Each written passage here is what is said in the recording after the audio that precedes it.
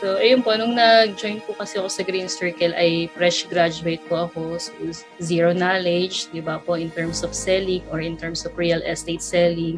Wala po tayong enough resources para makakuha ng clients.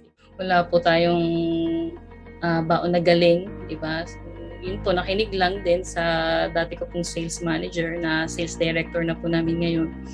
And naniwala po sa mission and vision po ng Green Circle.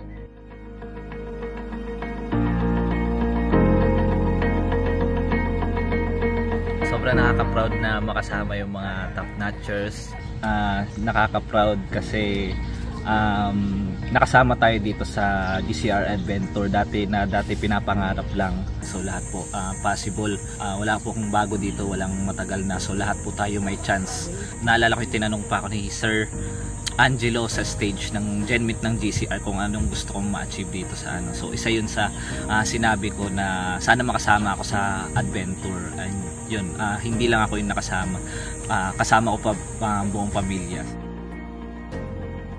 Nung pumasok ako dito sa Green Circle Realty, yun talaga yung mga pangarap ko na kasama ko yung family ko. Kasi dati sumasama kami, dalawa lang kami ng anak. Pero ngayon, at least yung husband ko, hindi siya babalik ng ibang bansa.